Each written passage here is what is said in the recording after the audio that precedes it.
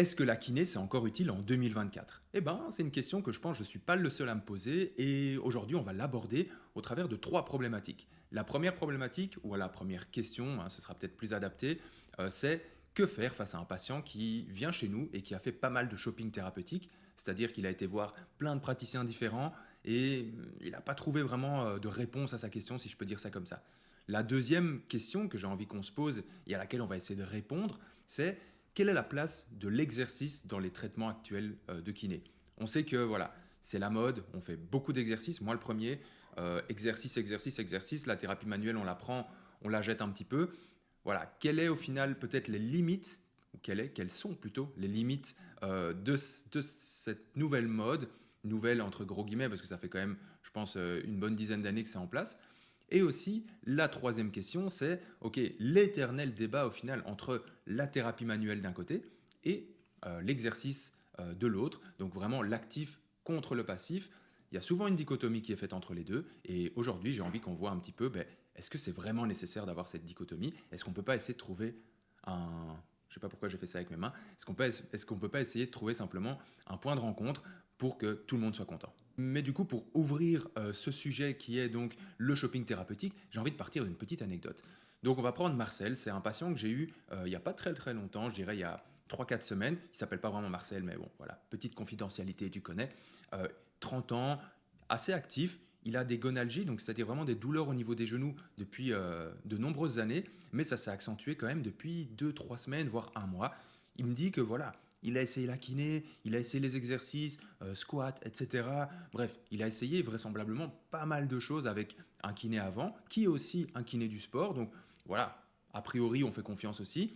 Et voilà, le constat aujourd'hui, c'est il a plus mal, il a plus trop confiance dans la kiné. Il dit ouais, mais j'ai essayé les exercices, j'ai lu partout qu'il fallait faire des exercices, etc. Mais résultat, moi, j'ai fait ce que j'ai lu et au final, j'ai plus mal qu'avant. Donc voilà, ça c'est aussi un deuxième point assez intéressant à retenir. Et le troisième point, surtout, il a peur non seulement de la kiné, mais aussi du mouvement. Donc il me dit, ouais non, moi c'est fini pour moi, dès que je fais un squat, hyper mal, etc. etc. Donc voilà où on en est maintenant. Donc avec cette anecdote que je t'ai racontée vraiment très brièvement, j'essaie vraiment de faire court, on pense à trois choses notamment. On se dit, ok, primo, l'exercice actif ne semble pas l'aider. Merde, ça fait partie quand même des recommandations actuelles. Qu'est-ce qu'on va pouvoir bien lui proposer d'autre? Deuxio, en plus, il est superalgique, donc il a super mal. Ça, c'est aussi un problème. Il a une grosse irritabilité. On se dit, bon, avec ce patient, on va rien savoir faire, c'est vraiment compliqué. Et trois, il a déjà essayé la kiné avec quelqu'un. Ouah, c'est quand même compliqué. On se dit, il va falloir un petit peu faire quelque chose de différent, etc. Mais du coup, je ne me suis pas arrêté là. Je me suis dit, ok, il faut creuser un petit peu avec ce patient. C'est trop gros. C'est trop gros de se dire, ok, la kiné active ne fonctionne pas uniquement basé sur ça. Il doit y avoir quelque chose qui s'est passé ou il doit y avoir une situation peut-être un petit peu particulière qui est un petit peu délétère pour le patient. Donc, j'ai creusé et en fait, ce qu'il apparaît, c'est que le kiné était présent entre 5 et 10 minutes par séance uniquement pour le patient. Il n'y a pas de bilan qui a été fait. Les exercices étaient hyper génériques et surtout, vu qu'ils étaient super génériques, ils n'étaient pas adaptés, notamment au niveau de la charge.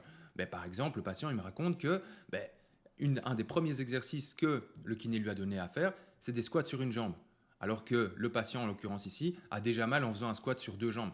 Ça paraît hyper bateau, mais en fait, c'est des choses qui vont contribuer à surcharger tout le temps son articulation fémoro-patellaire et à augmenter ses symptômes et diminuer au final, avec le temps, sa capacité de tolérance à la charge. Et vu que sa capacité de tolérance à la charge diminue avec le temps parce qu'il a de plus en plus mal, il sait de moins en moins faire, et vu qu'il continue à aller chez un kiné qui lui donne des exercices génériques, un petit peu tout le temps les mêmes, qu'importe son niveau d'irritabilité, donc son niveau de douleur, forcément, ça ne peut pas fonctionner, ou en tout cas, le tableau, il décline, mais parce qu'il a mal, il continue, il a mal, il continue, il a plus mal, il continue quand même, etc., etc. Et puis ça mène à quelqu'un qui va arriver aux conclusions de ok, j'ai essayé les exercices, mais ça va pas pour moi.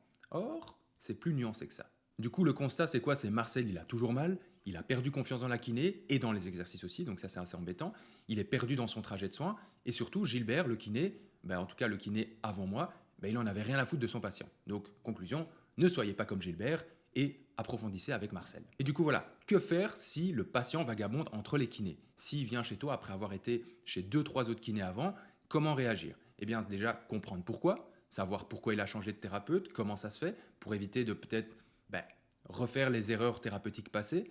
mais aussi essayer de savoir ce qui a été fait et ce qui a été réellement mis en place. Donc ne t'arrête pas juste au dire du patient s'il te dit j'ai fait des exercices, quel exercice, comment, à quel dosage, à quelle fréquence, à quelle intensité. Bref, tu dois tout savoir, ou en tout cas le maximum possible, pour savoir identifier idéalement ce qui a vraiment pas été. Moi, si je m'étais arrêté à l'histoire de Marcel stricto sensu, bah, je me serais dit, ok, l'actif n'est pas pour lui, alors qu'au final, aujourd'hui, avec de l'actif bien dosé, il va beaucoup mieux en seulement, au final, 2-3 semaines. C'est pas moi qui suis super fort, c'est juste les exercices avant qui étaient mal dosés. C'est tout simplement ça.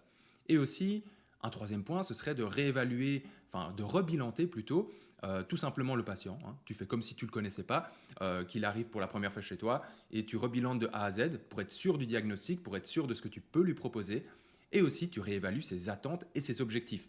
Non seulement ça va lui donner une confiance en toi en se disant ok le mec il s'intéresse à moi, c'est génial, mais aussi ça va permettre de remettre tout sur une même base et positive si possible. Bon, on arrive à cette deuxième question. Quelles limites aux hands-off? Donc, quelles limites aux exercices que l'on peut donner aux patients? Alors, moi, ce que j'aime bien faire, et tu le verras sur la slide, c'est faire un espèce de petit profilage du patient. Bon, c'est pas du tout evidence-based, tout ce que tu veux. C'est vraiment basé juste sur mon expérience et sur le fait que tu peux sentir un petit peu les choses avec le patient. J'aime bien en fait catégoriser les patients qui soient entre guillemets, en tout cas en situation de départ, parce que je ne dis pas qu'un patient qui est comme ceci au départ ne peut pas évoluer. C'est justement tout l'intérêt, c'est de le faire évoluer. Mais il y aura des patients en fait très autonomes et hyper informés. Dans ce cas-là, l'exercice en première intention, ça va vraiment être hyper intéressant et ils vont pouvoir même le faire en autonomie chez eux très très rapidement. Si tu as de la chance, ils ont même du matériel chez eux. Ça, c'est vraiment génial. C'est le cas incroyable où tu sais que le traitement, généralement, en plus, va bien bien se passer parce que le patient a toutes les cartes en main. Il y a aussi les patients qui vont être autonomes mais plus ou moins informés. Donc là, il va falloir peut-être accentuer un petit peu plus l'éducation thérapeutique et te dire aussi, l'exercice en autonomie, c'est OK, mais il faut bien veiller à l'éduquer au niveau thérapeutique, si je peux redire une fois le mot. Et donc, voilà, c'est lui expliquer un petit peu les règles des 24 heures de la douleur, etc. Pour revenir au premier truc, d'ailleurs, quand je disais autonome et très bien informé, on n'aurait pas pu dire ça il y a 10 ans ou il y a 15 ans avec Internet, parce que les informations qu'il y avait sur Internet, c'était pas incroyable. Maintenant, on trouve énormément de ressources sur Internet et de plus en plus de patients, au final, arrivent chez toi et ils savent déjà énormément de choses. Ah oui, j'ai lu tel livre, j'ai lu tel machin, j'ai vu telle vidéo. Le contenu qualitatif augmente en même temps que le contenu un petit peu moins qualitatif, j'ai envie de dire, mais le contenu qualitatif, c'est pas facile à dire, augmente quand même. Et donc, ça fait que les patients qui arrivent chez toi sont de plus en plus susceptibles d'avoir déjà été se renseigner sur Internet, etc., et avoir visionné du contenu qualitatif qui reflète un peu ce que toi, tu pourrais essayer de leur faire passer comme message.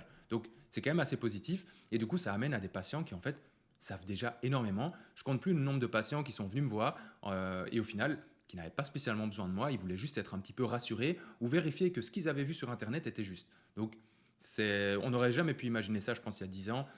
Il y a 10 ans, c'était Wikipédia et pas grand-chose d'autre. Le début de YouTube, etc. Enfin, le début, on va dire ouais, quand même, un petit peu le début de YouTube. Mais donc voilà, ça c'est quand même un point important à prendre en compte. Bref, du coup, tu as autonome et plus ou moins informé. Et puis après, tu as les personnes qui sont plus ou moins autonomes. Donc celle-là, tu vas devoir quand même gérer beaucoup plus l'éducation thérapeutique, tu vas devoir les accompagner, vraiment les materner beaucoup plus avant de pouvoir penser vraiment à les autonomiser chez eux avec des exercices. Parce que si tu lui donnes des exercices d'emblée, il risque de ne pas les faire et c'est pas le but quand même. Quand tu donnes des exercices, on espère quand même qu'ils soient faits.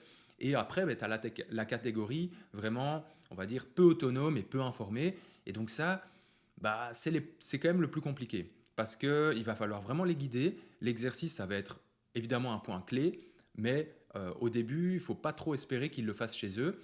Parce qu'il y a certains patients, il n'y a rien à faire, tu as beau leur expliquer dans tous les sens, l'intérêt, les machins, ils vont quand même pas les faire, ils vont pas prendre le temps, ils n'ont pas le déclic, et parfois ça vient avec le temps aussi. Donc tu peux faire la meilleure éducation thérapeutique que tu veux, avec ces patients-là, parfois malheureusement, ça ne fonctionne pas super bien, ou en tout cas ils disent oui, oui, j'ai compris, je sais que c'est bon pour moi, mais ils ne le font pas d'office. Donc voilà, c'est un petit peu plus compliqué. Et donc ceux-là, il va falloir vraiment beaucoup plus les accompagner, peut-être les faire venir un petit peu plus souvent au cabinet dans un premier temps, pour un petit peu leur créer cette sensation de ok, je mets un pied dans le process et je suis accompagné, etc., etc. Pour moi, ça représente quand même de moins en moins de patients, parce que de plus en plus de patients comprennent l'intérêt de l'activité physique en allant voir sur Internet, en voyant les recommandations, que ce soit à la télé, sur YouTube, etc. Donc, on va quand même vers quelque chose où ça devient quand même plutôt rare les gens vraiment récalcitrants qui disent ouais, ouais, je fais et qui font rien du tout. Je trouve que ça a tendance quand même à s'améliorer, mais il y aura toujours de tout et forcément, ce genre de patients, il ne faut pas les laisser tomber non plus pour autant, mais voilà, il faut se dire, on les accompagne un petit peu plus et les jeter comme ça en autonomie totale, je ne pense pas que c'est la bonne idée. Bon, comme tu le vois dans la slide juste ici, prescrire un exercice ne suffit pas et surtout, les exercices sont de faux amis. Bah oui, c'est des faux amis parce que ça donne l'impression que c'est facile de prescrire des exercices et qu'ils se suffisent presque à eux-mêmes. C'est-à-dire qu'on pourrait presque donner un programme générique à chaque patient selon la zone qui est touchée et puis tout fonctionnerait et le monde serait magnifique et super les bisounours. Sauf que ça ne fonctionne pas comme ça.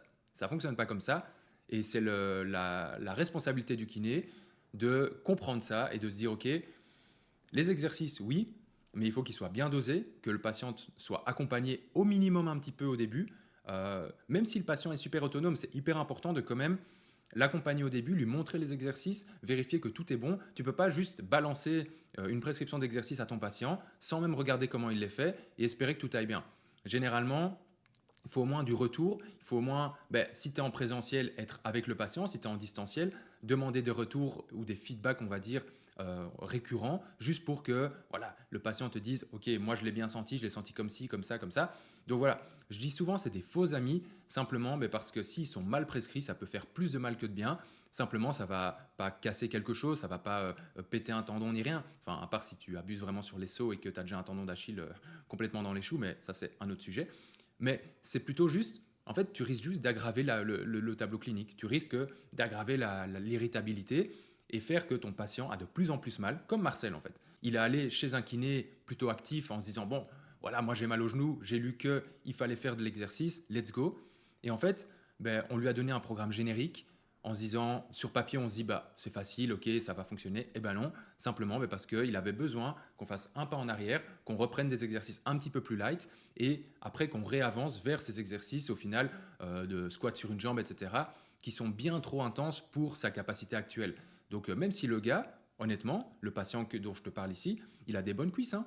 Il a des bonnes cuisses, mais juste son articulation, ses structures sont pas, on va dire, sont pas habituées et ne tolèrent pas encore, par exemple, de faire un squat sur une jambe. Bon, c'est l'exercice, l'exercice phare de cette présentation, c'est le squat sur une jambe, mais c'est valable avec plein d'autres exercices. Donc, vraiment, j'insiste, c'est des faux amis. Il faut quand même s'en méfier. Un exercice, ça doit se prescrire avec un bon dosage, avec une intensité, un volume et vraiment des paramètres ajustés selon le patient, ses objectifs, ses attentes et surtout sa capacité. Cette capacité que tu auras évaluée au bilan. Pendant le bilan, on ne te demande pas de faire un truc de fou, hein. C'est simplement au moins voir quels sont les mouvements douloureux, qu'est-ce qui soulage, qu'est-ce qui aggrave, et en fonction de ça, tu modules un petit peu les exercices que tu lui donnes. C'est pour ça qu'on doit souvent avoir en tête des idées de progression, de régression de chaque exercice pour en fait trouver ce juste dosage. Et donc voilà, ça semble hyper bateau ce que je te dis là, mais je t'assure que c'est hyper important de se rendre compte que l'exercice actif, enfin l'exercice est quasi d'office actif en fait, l'exercice oui, mais bien dosé selon le patient. Sinon, c'est vraiment un faux ami et tu vas droit dans le mur. Et du coup, les 3 ingrédients pour une recette gagnante quand tu prescris un exercice, c'est individualiser, expliquer. Donc, il faut non seulement que l'exercice soit individualisé au patient, c'est-à-dire qu'il soit vraiment fait selon ses attentes et ses objectifs, mais surtout qu'il comprenne pourquoi tu lui donnes cet exercice, dans quel but et surtout en quoi ça va dans le sens de ses objectifs et de ses attentes. Si tu lui donnes des exercices où lui, même si pour toi c'est clair, mais pour lui c'est pas clair, en fait il va pas les faire ou très peu les faire parce qu'il va se dire mais en fait à quoi ça sert. Donc ça c'est hyper important. Et aussi l'importance de guider, accompagner plus ou moins selon le profil les patients. Il y en a qui vont pas du tout avoir besoin et c'est très bien, mais il y en a qui vont vraiment avoir besoin de toi beaucoup plus que d'autres. Et donc voilà, il faut vraiment pas négliger ça parce que ça peut être un facteur important dans l'adhérence du patient à tes exercices ou en tout cas à la façon dont ils vont adhérer même à ta prise en charge et même à la façon à laquelle ils vont être assidus pour venir aux séances de kiné, etc., etc. Et au final, donner un exercice sans l'expliquer ni l'individualiser, ça va être peu probant. Alors, je dis pas, il y a des programmes tout faits qui peuvent fonctionner très bien chez certaines personnes et c'est super, hein, on va pas s'en plaindre, mais ça reste quand même pas une majorité, et tu risques vite d'être face à un mur si tu donnes tout le temps le même exercice au même, enfin pas au même patient du coup, à tous tes patients avec le même dosage, la même intensité, un peu comme un robot. Tu risques d'être face à un mur et ça risque d'être compliqué parce que le patient, en fait, au moins tu individualises le traitement, au moins tu cherches à faire varier ces petits paramètres. Je ne dis pas qu'il faut un exercice drastiquement différent à chaque fois, mais au moins varier les paramètres. Au moins tu fais tout ça, au plus tu joues à pile ou face, et au plus ça a des chances voilà, d'arriver sur le mauvais côté et d'aggraver un petit peu le tableau clinique. Et on arrive au dernier point qui est, faut-il choisir un camp? Faut-il choisir un camp entre l'exercice et la thérapie manuelle, ou en tout cas l'aspect manuel de la thérapie manuelle? Voilà, est-ce qu'on doit vraiment choisir un camp? Pourquoi? Comment? Bref, je t'ai fait quelques slides en récapitulant pour moi, je dis bien pour moi, les points positifs et négatifs de chaque approche, et après on conclura un petit peu cette petite présentation. Donc ici on va commencer par le hands-on, donc l'aspect manuel, donc dès que tu touches ton patient, parce que c'est souvent décrié, c'est souvent mis à la poubelle le hands-on, et puis repris, remis à la poubelle, repris, bref. Moi je trouve qu'il y a quand même des points positifs, notamment le toucher thérapeutique. On sait aujourd'hui que le toucher thérapeutique, donc dès que tu vas poser tes mains sur ton patient, ça va souvent avoir un effet positif, négatif, mais souvent quand même positif sur la modulation des symptômes, etc., etc. Alors évidemment, on ne comprend pas aujourd'hui encore actuellement, bon ça ne veut pas dire grand-chose, mais on ne comprend pas actuellement vraiment pourquoi très précisément. Il y a encore beaucoup de zones d'ombre, mais on suppose qu'il y a des effets neurophysiologiques, donc peut-être des libérations au niveau des hormones, etc. Bref, je ne vais pas m'étaler sur le sujet, ce n'est pas le sujet de cette vidéo, elle va déjà être assez longue comme ça.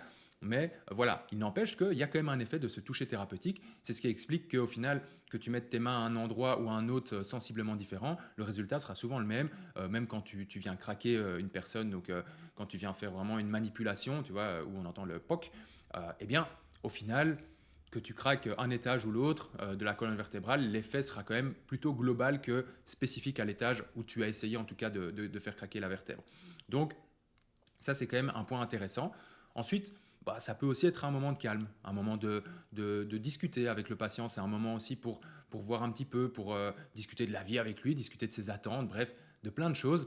Donc ça peut aussi être quand même assez intéressant si tu mets ça en place. Mais voilà, ça permet aussi d'échanger avec le patient parce que c'est vrai que quand il fait un squat ou quoi et qu'il est essoufflé, c'est pas toujours facile d'échanger. Donc ça peut aussi être, on va dire, ce versant-là qui est quand même assez utile, je trouve. Ça peut aussi débloquer des situations parfois. Débloquer, pas dans le sens que tu débloques une vertèbre, hein, ne me fais pas dire ce que je t'ai pas dit, mais plutôt, tu sais pas trop pourquoi, mais l'exercice ça fonctionne pas trop, etc. Et puis il y a un jour un thérapeute ou voilà un ostéo, un kiné qui a fait une manipulation ou qui a fait une technique de mobilisation spécifique et depuis le patient n'a plus rien. C'est génial. On ne sait pas trop pourquoi, mais c'est génial. Donc c'est aussi une option possible, l'aspect manuel, pour vraiment parfois débloquer une situation, parfois une technique va résonner plus chez le patient et c'est tant mieux. Et donc voilà, ça c'est aussi un point important à prendre en compte. Et il faut aussi se dire que au niveau de l'alignement des attentes du patient, bon, c'est pas super français ce que je viens de te dire, mais en gros parfois le patient s'attend à être touché. Il s'attend, il se dit ok, le kiné, masseur kinésithérapeute si tu exerces en France. En Belgique, on n'a plus ce terme-là, mais au final, le patient s'attend souvent quand même à être touché. Et ça peut être très déroutant pour les patients de pas du tout être touchés pendant leur séance, qu'importe ce que tu leur expliques, hein. Juste, ils vont se dire, mais ok, il m'a pas touché de la séance, du coup, est-ce qu'il s'intéresse vraiment à moi? Et donc en fait, parfois, les patients interprètent le toucher thérapeutique, le fait qu'on aille les investiguer, un peu comme une preuve d'intérêt aussi envers eux. Et donc ça dépend encore une fois du type de patient. Moi, si je vais chez un kiné demain, je m'attendrai plus à ce qu'il me donne des bons exercices plutôt qu'une bonne mobilisation.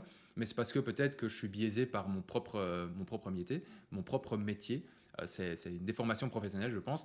Mais donc voilà, il faut aussi voir les attentes du patient qui peuvent être quand même fortement en relation avec cet aspect manuel et qu'il faut essayer quand même un minimum de respecter, surtout au début du traitement pour avoir cette adhérence à la prise en charge. Aussi, le hands-off, c'est peu ludique, c'est peu stimulant, c'est peu amusant. Généralement, le patient, il est plutôt passif et il va être sur la table, il va soit s'endormir, soit parler avec toi, ce qui peut être un point positif, mais pas pour toutes les séances. Donc là où avec l'exercice, il y a vraiment cet aspect plus ludique, plus fun, avec le passif, honnêtement, je pense que le patient, surtout si c'est quelqu'un d'actif, il va vite se faire chier. Et voilà, je pense que c'est aussi une des grosses limites du manuel, c'est qu'il y a un moment où le patient, il a peut-être aussi envie de bouger de la table, ou à contrario, tu l'as tellement mobilisé qu'il est tellement habitué à ça qu'il te prend un peu comme, on va dire, un soignant sauveur. Un soignant sauveur, c'est quoi? C'est, il se dit, oh là là, si je ne vais pas chez mon kiné cette semaine, mon genou il va être en vrac, etc.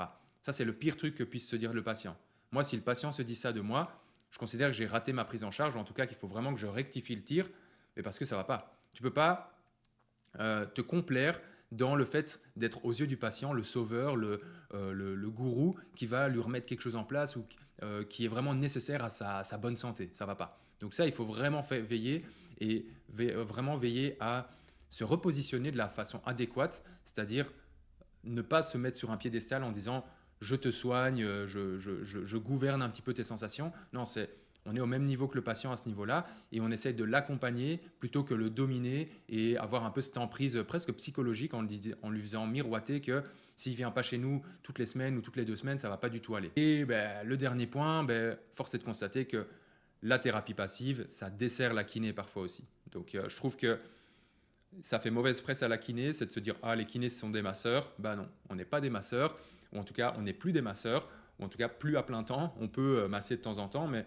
je pense même que maintenant il y a des massothérapeutes spécialisés là-dedans qui font ça bien mieux que nous, ou en tout cas si je dois parler que pour moi, bien mieux que moi, qui font ça toute la journée et donc qui ont vraiment une qualité dans le massage et une capacité de massage bien supérieure à moi par exemple qui masse en fait jamais mes patients. Ouais, franchement, je masse jamais, mais bon, ça c'est un choix.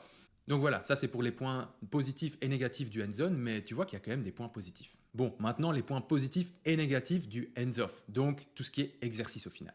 Bon, déjà, c'est anti-kinésiophobie, c'est-à-dire ça va tuer la peur du mouvement de ton patient petit à petit si c'est bien dosé et qu'il a de moins en moins mal durant les exercices. C'est génial, ça va vraiment aller à l'opposé de ce qu'on veut éviter, c'est-à-dire que le patient ait peur de bouger. Là, l'exercice est le meilleur moyen de remettre du mouvement et de même aider à reprogrammer un petit peu le cerveau à ce niveau-là. Donc ça, c'est une première chose. Aussi, ça va l'autonomiser. L'autonomiser, simplement, tu vas pouvoir lui donner des exercices à faire à la maison et après, ça va lui permettre d'avoir des routines d'entretien pour lui à faire sans avoir besoin de revenir au cabinet. Et ça, c'est vraiment hyper bien aussi. En plus, c'est ludique, c'est fun, ça va donner aux patients aussi envie de s'investir parce que ça fait des bénéfices bien plus larges en plus que simplement l'effet sur le genou douloureux par exemple, ça va avoir des effets sur la santé. Si tu fais par exemple de l'exercice à haute intensité avec le patient ou même de l'activité aérobie, donc un peu de cardio, etc., les bénéfices ils sont hyper larges. Ils vont vraiment cibler tout le système cardiovasculaire du patient, etc. Ça va même être, au final l'exercice est un antidépresseur naturel, donc c'est génial. Ça va beaucoup plus loin que juste, par exemple, quelque chose de manuel où on pousse sur une vertèbre, qui est quand même assez local au final. Et enfin, l'exercice a quand même cette capacité d'agir sur le structurel. Donc, c'est-à-dire, tu as un genou douloureux ou tu as une tendinopathie, tu vas faire des exercices, ça va mettre en charge le tendon et ça va l'aider à se remodeler un petit peu, à devenir plus fort. Ce que tu n'as pas avec, au final, l'aspect manuel. Ça va. Donc, avec l'aspect manuel, tu peux pousser aussi fort que tu veux sur le genou, à part moduler la douleur, ce qui est déjà très bien. Tu ne vas pas changer l'état structurel des choses. Tu ne vas pas le changer. Tandis qu'avec les exercices, tu peux gagner du muscle, tu peux renforcer les tendons, tu peux aider un petit peu, on va dire, le système à mieux fonctionner tous ensemble, à travailler la mobilité, bref, plein de choses à faire. Et les points négatifs de l'actif, donc du hands-off, il y en a quand même. Ça peut, on va dire, blesser si c'est mal donné. Je te renvoie à l'exemple avec Marcel. Forcément, ces exercices étaient bons sur papier, mais pas du tout adaptés. Donc, ça peut blesser ou en tout cas, ça peut augmenter l'irritabilité. Ça peut dévaloriser la kiné aussi, parce que j'entends souvent, ou en tout cas de plus en plus, ouais, au final, un kiné qui fait que de l'actif, c'est un coach. Voilà, je trouve que c'est déjà une image. J'ai rien contre les coachs, rien du tout d'ailleurs, mais je trouve que ça ne valorise pas le métier de kiné, ça le restreint à juste des exercices et je trouve ça dommage alors qu'on a d'autres qualités aussi, notamment diagnostic et d'autres outils thérapeutiques aussi à notre disposition, même si l'actif fait partie intégrante de notre pratique et je pense que ça va continuer d'être le cas et c'est trop bien. Personnellement, j'utilise l'actif dans toutes mes prises en charge et ça représente 80% de ce que je fais au cabinet. Donc, je prêche pour ma chapelle et en même temps, je me critique à la fois. Donc, ça, c'est aussi hyper important, c'est que ça peut desservir la kiné si c'est mal donné au final, comme tout. Comme la thérapie manuelle. Si c'est mal fait, mal donné, c'est-à-dire en extrême et sans demi-mesure, ça peut desservir et donc ça, il faut bien garder en tête. Et aussi, il ne faut pas oublier que certains patients, ils veulent pas faire de l'actif. Tout comme certains patients ne veulent pas de la thérapie manuelle, Certains ne veulent pas faire de l'actif et donc il faudra prendre le temps de les convaincre, il faudra prendre le temps de les écouter et de leur montrer que ça peut être bénéfique pour eux. Et donc voilà, ça c'est vraiment des points à garder en tête et surtout jamais se dire que l'actif est pour tout le monde tout de suite. Ce n'est pas toujours le cas. Il faut parfois vraiment y aller par petits pas, juste commencer par un squat et après sur le côté faire un petit peu de manuel et puis ajouter des fentes, ajouter des machins. Bref, je prends les premiers exemples qui viennent, mais tu as compris. Du coup, qu'est-ce qu'on fait? Eh bien, toujours la même chose au final. On analyse les attentes et les objectifs du patient. On met ça en relation avec notre expertise et notre expérience et le jugement de ce qu'on pense être utile ou non pour le patient. Et en relation aussi, sans oublier, la littérature scientifique, qu'est-ce qu'elle nous dit sur l'intérêt dans ce cadre pathologique-là de l'aspect manuel et de l'aspect plutôt exercice. On secoue tout ça et puis ça nous donne, on va dire, un cocktail où on va devoir doser intelligemment le hands-off et le hands-on. Donc on a un curseur ici, le faire basculer plus d'un côté ou de l'autre, ou le laisser au milieu au début, faire un peu 50-50. Mais voilà, avec certains patients, on va pouvoir aller vers l'actif très très très très vite, en laissant très peu de place au manuel, voire pas du tout. Et avec d'autres, il va falloir peut-être commencer par un petit peu plus de manuel, mais en gardant en tête, ok, l'actif va venir petit à petit. À la prochaine séance, j'essaye de l'introduire un petit peu plus, j'essaye de réinsister sur certaines choses, et puis voilà, ça suivra son cours, mais c'est hyper important de ne pas choisir un camp, de vraiment se dire ça doit être un mix entre les deux selon le patient et au final de se dire que chaque patient aura besoin d'un dosage différent et ça c'est hyper important de le comprendre. Et surtout, n'oublie jamais que la réponse au traitement ne dépend pas uniquement de ce que l'on fait. Si ça peut t'enlever une petite pression, ça ne dépend pas uniquement de ce que l'on fait, ça dépend de l'évolution naturelle, des antécédents, des facteurs psychosociaux, etc., etc.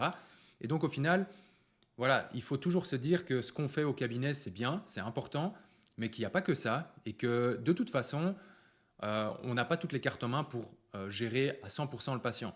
Et donc forcément, c'est pour ça aussi qu'il existe plusieurs options thérapeutiques pour arriver à un même résultat. C'est pour ça que des patients vont venir te voir en disant ouais, moi, ouais, quelqu'un il m'a fait telle technique, tel machin, ça m'a soulagé de fou, c'est incroyable, ou tel exercice m'a aidé, alors qu'avec un autre patient, si tu essayes la même chose que ce que lui t'a dit, ça ne fonctionnera pas du tout. Pourquoi? Parce qu'en fait, on n'est pas des machines, c'est pas simplement avec ce qu'on apporte au patient que tout va être réglé.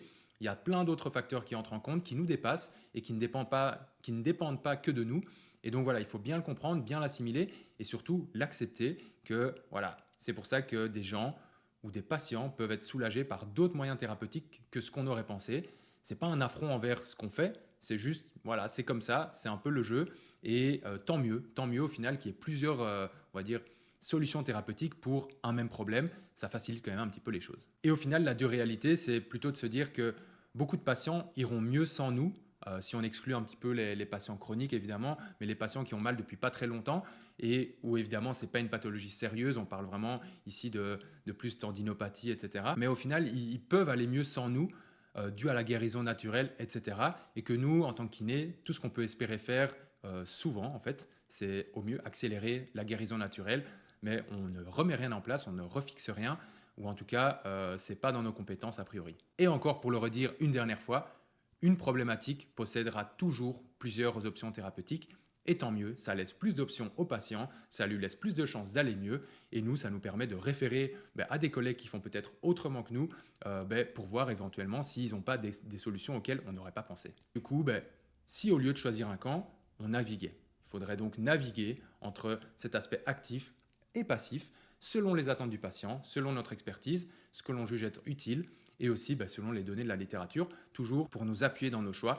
Je pense que ce sera vraiment le plus important. Bon écoute, merci d'avoir regardé cette longue vidéo. Elle est plus longue que d'habitude, je pense. Enfin, on verra après au montage, mais elle est quand même plus longue, mais parce que c'est des sujets quand même qui me tiennent à cœur et qui pourraient même être déballés sur 1 heure pour chaque thématique. Mais donc voilà, j'espère que tu as saisi les messages principaux. Mais si jamais tu veux en débattre ou me poser des questions, etc., tu as l'espace commentaire juste en dessous. Allez, je te remercie pour ton soutien et je te dis à très très vite. Ciao, ciao.